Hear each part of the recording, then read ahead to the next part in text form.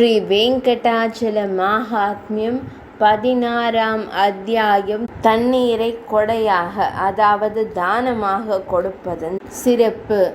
வேங்கட மலையில் நீர் கொடையை குடித்து புகழ்ந்து பாடுவது. ஸ்ரீ சூதமா முனிவர் கூறினார், வேங்கட என்ற மிகவும் புண்ணிய மலையில் தாகம் கொண்டவர்களுக்கு, குறிப்பாக தண்ணீர் வழங்காதவர் தாழ்ந்த விலங்குகளாக பிறப்பார். எனவே முக்கிய மலையான வேங்கடத்தில் ஒருவரின் திறனுக்கு ஏற்ப தண்ணீர் கொடை வழங்கப்பட வேண்டும். இது அனைவருக்கும் வாழ்க்கையை தரும் ஒரு சிறந்த விஷயமாகும். இது தொடர்பாக அவர்கள் ஒரு பிராமணருக்கும் ஒரு இல்லத்தில் உள்ள பள்ளிக்கும் இடையிலான மிக அற்புதமான உரையாடலின் இந்த பண்டைய புராண கதையை மேற்கோள் காட்டுகிறார்கள். ஹேமாங்கா தண்ணீர் கொடுக்காததால் இல்லத்தில் பள்ளியாக மாறுகிறார். முன்பு இக்ஷ்வாகு மன்னரின் குடும்பத்தில் ஹேமாங்கா என்ற ஒரு மன்னன் இருந்தார். அவர் பிராமணர்களை விருந்தோம்பும் தன்மை கொண்டவர். பிரம்மதேவரானவர் தீவிர தியானத்தில் ஆழ்ந்திருந்தார். அவர் புலன்களின் மீது கட்டுப்பாட்டை முழுமையாக கொண்டிருந்தார். அவர் எதிரிகளை வென்றிருந்தார். அவர் பூமியின் துகள்கள், நீர்த்துளிகள் அல்லது வானத்தில் நட்சத்திரங்கள் உள்ள அளவிற்கு பசுக்களை பரிசாக கொடுத்தார். அவர் செய்த யக்ஞங்களில் பயன்படுத்தப்பட்ட மற்றும் தெளிக்கப்பட்ட தர்பை புல்லின் காரணமாக பூமி பர்ஹிஷ்மதி தர்பை புல் நிறைந்தது என்று அழைக்கப்படுகிறது. பசுக்கள், நிலங்கள், இஞ்சியின் விதைகள், தங்கம் போன்றவற்றில் மூலம் பல பிராமணர்கள் அவனால் திருப்தி அடைந்தனர். அவரால் விநியோகிக்கப்படாத வகையான கொடைகள் எதுவும் இல்லை என்று கேள்விப்பட்டிருக்கிறேன். அதாவது அவ்வாறு தெரிவிக்கப்பட்டுள்ளது. ஆனால் பிராமணர்களே தண்ணீர் எளிதில் கிடைக்கும் என்று அவர் நினைத்ததால் அதை அவர் கொடுக்கவில்லை. பிரம்மதேவரின் உன்னத ஆன்மா கொண்ட மகனான வசிஷ்ட மாமுனிவர் வற்புறுத்திய போது அவர் கடுமையாக வாதிட்டார். இது பயனற்றது. அது எல்லா இடங்களிலும் கிடைக்கிறது. அதை கொடையாக கொடுப்பவருக்கு என்ன பலன் கிடைக்கும்? மந்தமான புரிதலில் இறைவன் இன்னும் தண்ணீரை வழங்கவில்லை. இவ்வாறு அவர் நியாயப்படுத்தினார். பெற அரிதானதை கொடையாக கொடுப்பதில் புண்ணியம் இருக்கும். ஒன்று அல்லது அதற்கு மேற்பட்ட உறுப்புகளில் சிதைவுற்ற அல்லது உடல் ஊனமுற்ற, வாழ்வாதாரம் இல்லாததால் ஏழைகளாகவும் தங்களை தக்க வைத்து கொள்ள முடியாதவர்களாகவும் இருந்த பிராமணர்களை அவர் வணங்கி வழிபட்டார். வேதங்களை நன்கு அறிந்த, பிரம்மத்தை அறிந்த, விளக்கிய பிராமணர்களை அவர் மதிக்கவில்லை. எல்லா மக்களும் புகழ்பெற்ற நபர்களை உரிய மரியாதையுடனும் நல்மதிப்புடனும் வழிபடுவார்கள். ஆனால் ஆதரவற்றவர்கள், கல்வி அறிவு இல்லாதவர்கள், குறைபாடு உள்ள கை கால்கள் உள்ளவர்கள் மற்றும் ஏழை வீட்டுக்காரர்கள் குறித்து என்ன? எனவே அவர்கள் என் கருணைக்கு உரியவர்கள். இவ்வாறு அவர் தன்னிடம் இருந்ததை உடல் ரீதியாக குறைபாடு உள்ளவர்களுக்கு கொடுத்தார். அந்த பெரிய பாவத்தின் காரணமாக அவர் 3 பிறவிகளில் ஒரு சாதக பறவையாகவும், ஒரு பிறவியில் ஒரு கழுகாகவும், 7 பிறவிகளில் ஒரு நாயாகவும் பிறந்தார்.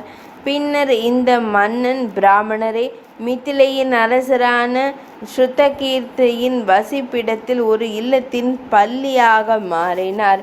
அந்த மன்னனின் வாயிலிற்கு அருகில் உள்ள தெருவில் பூச்சிகள் மற்றும் புழுக்களை உணவாக கொண்டு வாழ்ந்தான். அந்த பொல்லாத ஆன்மா 88 ஆண்டுகள் வாழ்ந்தது. ஸ்ருததேவரின் பாதங்கள் தண்ணீரில் தெளிக்கப்பட்டதன் விளைவாக ஹேமாங்கா முந்தைய பிறப்பை நினைவு கூர்ந்தார். ஒருமுறை ஸ்ருததேவர் என்று அழைக்கப்படும் ஒரு சிறந்த முனிவர் மதிய வேளையில் விதேக மன்னரின் இல்லத்திற்கு வந்தார்.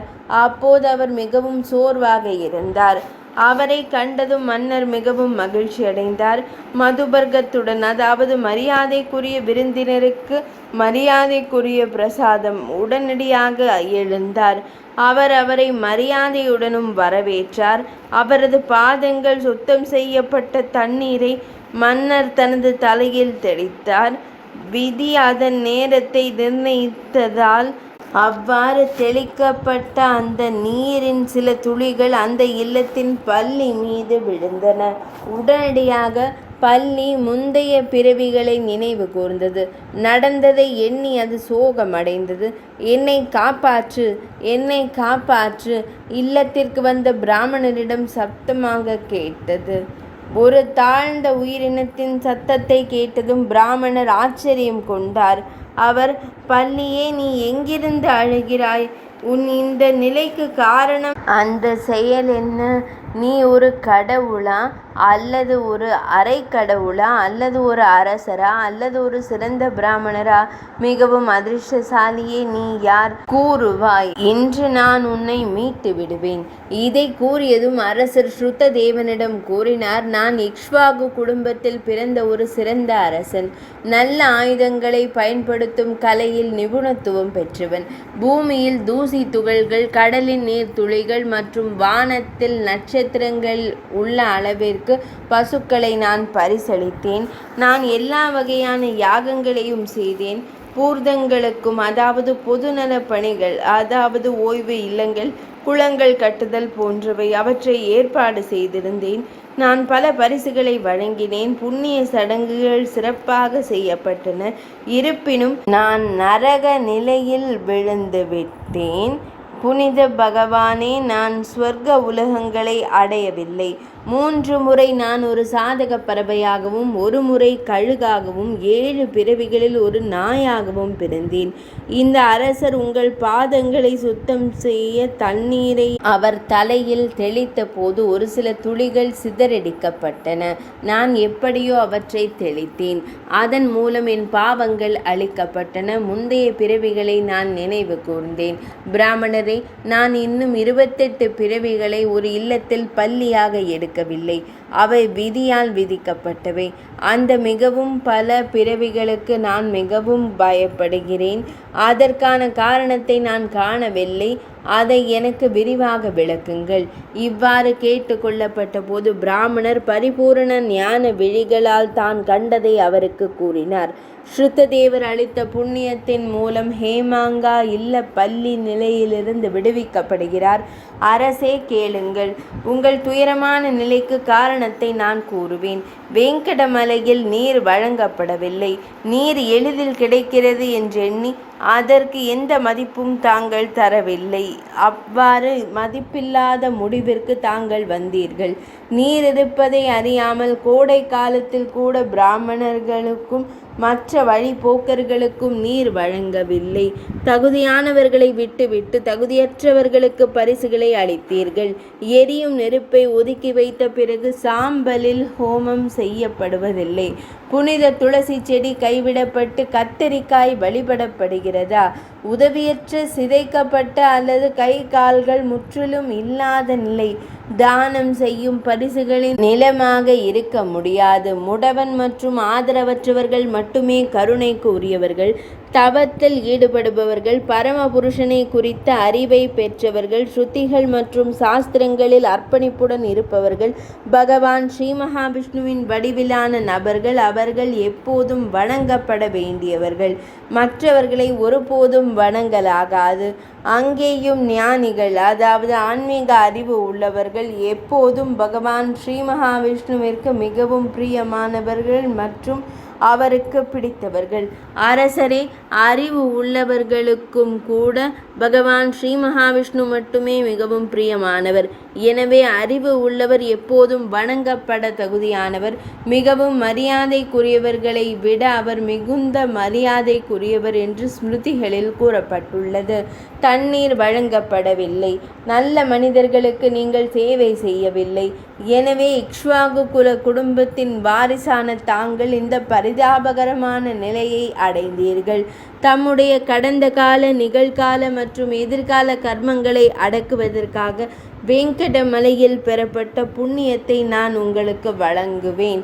இதை கூறிய பிறகு அவர் தண்ணீரை தொட்டு ஒரு நாள் அவர் செய்த புண்ணிய நீரோட்டத்தின் சிறந்த தகுதியை அவருக்கு வழங்கினார். பிராமணர் கொடுத்ததன் மூலம் அவர் அந்த இல்லத்தின் பல்லியான பிறவியிலிருந்து விடுபட்டு பாவங்கள் அனைத்தும் அழிக்கப்பட்டன. எனவே வீட்டு பல்லி அதன் செயலுக்கு ஏற்ற பயங்கரமான வடிவத்தை கைவிட்டது. உடனடியாக ஒரு மனிதன் அங்கே காணப்பட்டார். அவர் ஒரு தெய்வீக வான் ரதத்தில் அமர்ந்திருந்தார். அவர் தெய்வீக மாலைகள் மற்றும் ஆடைகள் மற்றும் ஆபரணங்களை அணிந்திருந்தார். மிதிலையின் அரசரின் வசிப்பிடத்திற்குள் நல்ல மனிதர்கள் கண்டுகொண்டிருந்த போது அவர் பயபக்தியுடன் தனது கரங்களை கூப்பி வலம் வந்து பிராமணரை வணங்கினார். அனுமதிக்கப்பட்டதும் அரசர் அங்கிருந்து தொடங்கி சொர்க்கத்திற்கு சென்றார். அழியாதவர்களால் துதிக்கப்பட்டார்.